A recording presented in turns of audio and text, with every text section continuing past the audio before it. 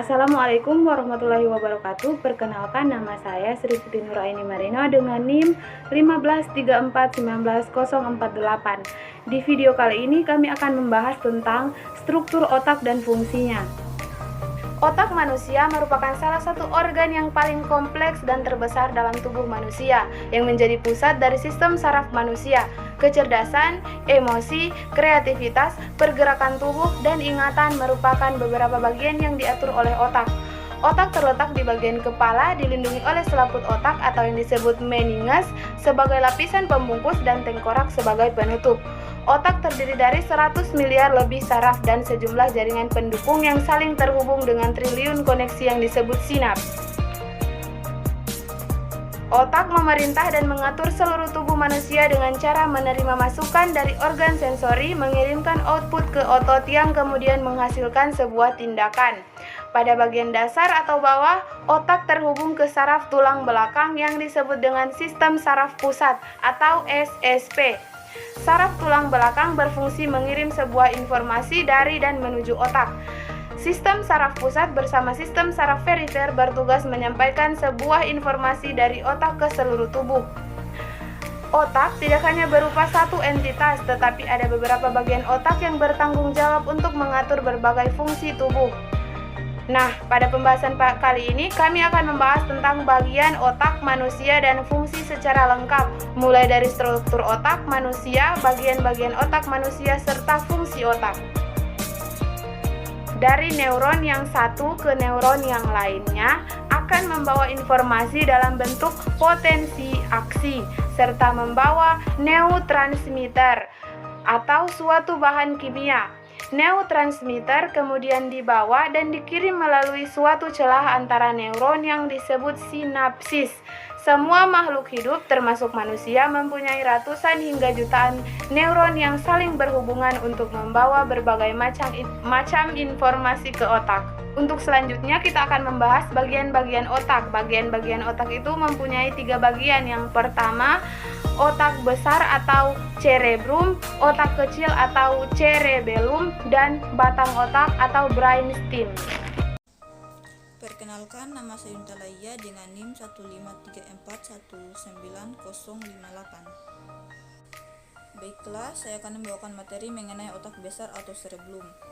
Otak besar merupakan bagian otak yang terbesar, di mana cerebellum ini dibedakan menjadi 2 bagian, yakni otak sebelah kanan dan sebelah kiri.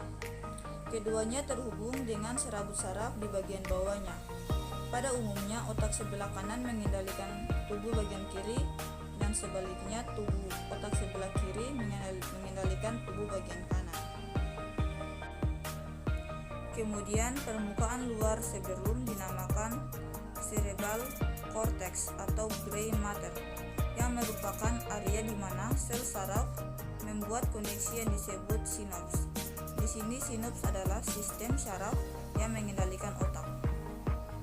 Kemudian pada bagian dalam cerebellum terdapat sel-sel saraf yang terbungkus merlin yang berfungsi menyampaikan informasi antar saraf tulang dan otak. Cerebellum dibedakan menjadi 4. Yang pertama itu adalah lobus parietal, merupakan bagian terdepan dari struktur otak besar, yang dimana lobus ini terletak di belakang dahi, berfungsi mengendalikan ucapan, gerak, berpikir, pemecahan masalah, perencanaan, pengambilan keputusan, kepribadian, proses intelektual, serta interaksi. 2. Lobus occipital merupakan bagian dari struktur otak besar yang terletak paling belakang. Lobus ini berhubungan dengan penglihatan atau visual manusia, sehingga tubuh bisa membedakan berbagai informasi yang dilihat oleh mata. Lobus ini berfungsi untuk menerima, memproses, dan menerjemahkan informasi sensoris. Selanjutnya yang ketiga, yakni lobus parietal, merupakan bagian dari struktur otak besar yang terletak di bagian tengah. Lobus ini bertanggung jawab terhadap 5 indera manusia. Lobus ini berfungsi untuk mengendalikan orientasi, seperti pemahaman, mengenal bentuk, ukuran, dan arah, serta mengendalikan sensasi seperti tekanan, sentuhan, nyeri, dan suhu. Dan yang terakhir yakni lobus temporer, merupakan bagian dari struktur otak besar yang terletak di bagian samping kanan dan kiri otak. Lobus ini berfungsi untuk mengatur input sensor, produksi bahasa dan ucapan, persepsi pandangan, serta daya ingat manusia. Itulah penjelasan dari saya. Terima kasih. Perkenalkan, nama saya Lin Katili dengan NIM 153419064. Saya akan membawakan materi tentang otak kecil. Otak kecil atau cerebellum. Otak kecil atau cerebellum terletak di bagian bawah otak besar, tepatnya di bawah lobus occipital. Seperti halnya otak besar, otak kecil juga mempunyai dua belahan otak, yaitu yang berwarna abu-abu dan putih. Otak kecil berfungsi untuk mengatur keseimbangan, gerakan, mengatur sikap, posisi atau postur tubuh, sampai koordinasi otot. Cerebellum berperan penting dalam kemampuan seseorang untuk melakukan suatu tindakan dengan cepat dan berulang, seperti bermain video game. Selain itu, cerebellum juga berperan penting dalam mengendalikan gerakan halus atau pada saat dokter melakukan prosedur bedah. Cerebellum dibagi menjadi 3 bagian, yaitu yang pertama, spinocerebellum adalah bagian otak kecil yang berfungsi untuk mengendalikan kemampuan otot dan gerakan tubuh. Yang kedua, vestibulocerebellum adalah bagian otak kecil yang berfungsi untuk mengendalikan dan menjaga keseimbangan pergerakan mata.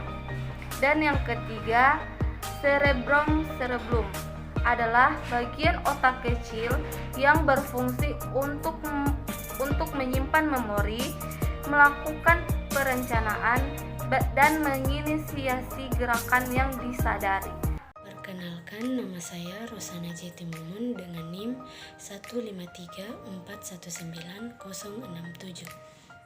Di sini saya akan menjelaskan tentang pengertian batang otak. Nah, batang otak merupakan struktur pada bagian posterior atau belakang otak. Batang otak merupakan sebutan untuk satu kesatuan dari 3 struktur, yaitu yang pertama medulla oblongata, yang kedua pons, dan yang ketiga otak tengah. Perkenalkan, nama saya Nurul Zalifa dengan NIM 153419049. Saya akan membawakan materi tentang fungsi otak manusia. Otak adalah salah satu organ terpenting dalam tubuh manusia. Manusia tidak dapat hidup dan berkembang jika tanpa otak. Berikut adalah beberapa fungsi otak manusia, yang diantaranya yaitu 1. Sebagai alat sensor terhadap perasaan, seperti tekanan, tertekan, menghasilkan rasa sakit dan merespon sentuhan. 2. Sebagai pusat regulasi untuk bergerak atau beraktivitas, merangsang kreativitas pada manusia. Kognisi dapat menyelesaikan masalah, perasaan memberikan penilaian, dapat berbahasa secara umum, serta dapat mengontrol perilaku yang berhubungan dengan seksual. Yang ketiga, sebagai pusat masuknya berbagai informasi visual yang kemudian diterjemahkan ke dalam bentuk penglihatan yang sama dengan aslinya. Yang keempat, sebagai alat penerjemah verbal, sehingga seseorang dapat mendengar, dapat memahami bahasa dalam bentuk suara, serta dapat memahami dan memaknai informasi. Yang kelima, sebagai alat penerjemahan visual manusia, seperti membesarkan atau memperkecil pupil mata berdasarkan cahaya yang masuk, menggerakkan bola mata, serta mengatur gerak tubuh manusia. Yang keenam, sebagai pusat yang mengatur gerak koordinasi antar otot tubuh dan keseimbangan, sehingga seseorang bisa bergerak sebagaimana manusia bergerak dan tidak terjatuh. Yang ketujuh, mengontrol fungsi otomatis otak, seperti mengatur siklus peredaran darah, mengatur detak jantung, mengatur sistem pencernaan, serta mengatur pernafasan.